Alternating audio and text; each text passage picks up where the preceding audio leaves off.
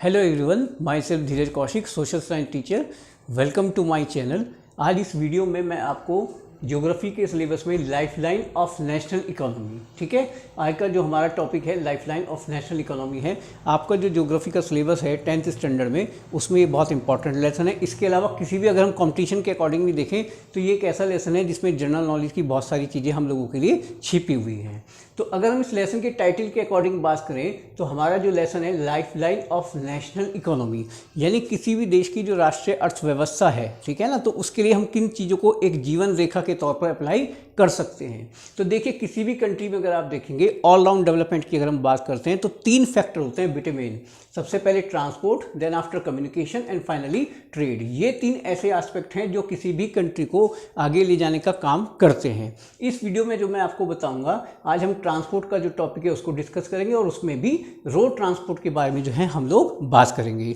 ये आप ध्यान रखिए कि पूरे लेसन में जनरली जो हमें बात करनी है वो इंडिया के अकॉर्डिंग ही करनी है, ठीक। तो अगर हम रोड ट्रांसपोर्ट की बात करते हैं तो सबसे पहले उसमें आता है आपका गोल्डन क्वाड्रिलेटरल सुपर हाईवे।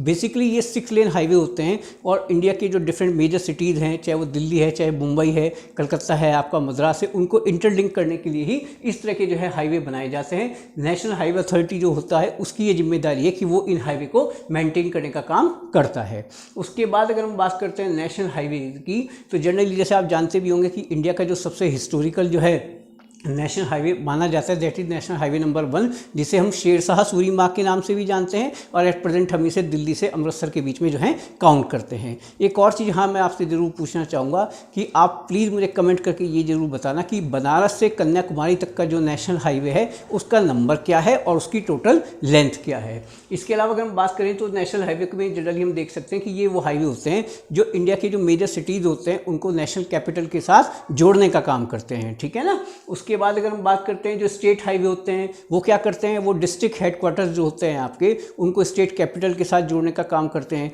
जैसे अगर मैं अपने शहर मुजफ्फरनगर की ही बात करता हूं तो इसके इर्द गिर्द बहुत सारे स्टेट हाईवे आप देख सकते हैं। जैसे मुजफ्फरनगर से जो सहारनपुर है वो हमारा जो है स्टेट हाईवे में जो है काउंट किया जाता है। इसके अलावा अगर आप मुजफ्फरनगर से बागपत की साइड में जाते हैं या मुजफ्फरनगर से बिजनौर की साइड में जाते हैं, ठीक है ना, तो उन सब हाईवे को फिलहाल हम इसमें शामिल कर सकते हैं। हालांकि जो हमारा बिजनौर वाला हाईवे जा रहा है उसको हम नेशनल हाईवे अथॉरिटी के द्वारा जो है अप्रूवल मिल चुका है, ठीक है ना, और वो जो है नेशनल हाईवे में काउंट किया जाता है। लेकिन सहारनपुर वाला जो हाईवे है उसे अब हम स्टेट हाईवे में ही मानते हैं। तो इसका मकसद क्या है? मकसद ये है कि जनरली जो डिस्ट्रिक्ट हेडक्वार्टर्स होते हैं उनके बीच में एक प्रॉपर कोऑर्डिनेशन हो via road transport.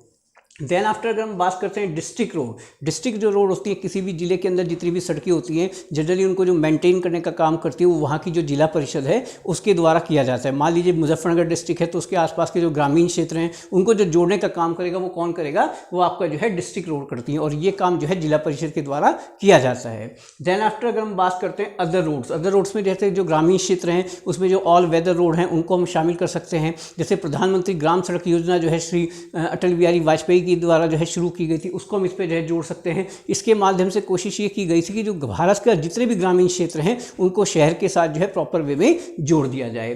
Then after आपका आता है बॉर्डर रोड। देखिए, अगर बॉर्डर रोड की बात करते हैं जनरली एक ऑर्गेनाइजेशन है हमारे यहाँ बॉर्डर रोड ऑर्गेनाइजेशन के नाम से। इंडिया की जो फ्रंटियर एरियाज हैं वहाँ पे जितनी भी सड़कों का निर्माण किया जाता है वो इस ऑर्गेनाइजेशन के द्वारा यानी BRO के द्वारा जो है किया जाता है, इसलिए हम बॉर्डर रोड्स के नाम से इसको जो है मानते हैं। देखिए, ये बात तो तय है कि जो मीन्स ऑफ ट्रांसपोर्ट को अगर आप देखें तो जो रोड ट्रांसपोर्ट है उसको चीप एंड बेस्ट माना जाता है। सबसे बड़ी एडवांटेज क्या होती है कि भाई आपको जो है door to door service provide कराता है, आपके घर तक आपको छोड़कर जा सकते हैं। अगर आपके पास अपनी कार है या स्कूटर है तो ठीक है ना, आप उससे जो है तुरंत जहाँ भी कहीं जा रहे हैं डेस्टिनेशन पे वहाँ से आप अपने घर के बाहर ही आकर रुकते हैं, ठीक है ना। इसके अलावा जो मान लीजिए प्लेट्यू एरिया है या आपका जो है हिमालयन रीजन है, कहीं पर भी जो है सड़क को बनाना जो है आसान माना जाता है और इसीलिए जो है इसे एक तरीके से कह सकते हैं कि प्रॉपर मीन्स ऑफ जो है ट्रांसपोर्ट के जो है नाम पर हम जानते हैं। तो इस वीडियो में जो मैंने आपको बताया, देखिए जो टॉपिक है हमारा वो ट्रांसपोर्ट है, उसमें हम डिफरेंट कैटेगरी में रोड ट्रांसपोर्ट को शामिल करते हैं। सबसे पहले गोल्डन क्वाड्रिलेटरल सुपर हाईवेज होते हैं, देन आफ्टर आपके नेशनल हाईवेज आते हैं, देन आफ्टर आपके स्टेट हाईवेज आते हैं, then district road, other roads and border road. अगर हम बोर्ड एग्जाम के अकॉर्डिंग बात करें तो ये बहुत बढ़िया टॉपिक है और जनरली इसके ऊपर जो है क्वेश्चन पूछा जाता है। आप चाहें तो उसका स्क्रीनशॉट ले सकते हैं। चैनल के साथ ज़्यादा से ज़्यादा बने रहें, ज़्यादा से ज़्यादा को सब्सक्राइब कराएं और लाइक कराएं। Thank you.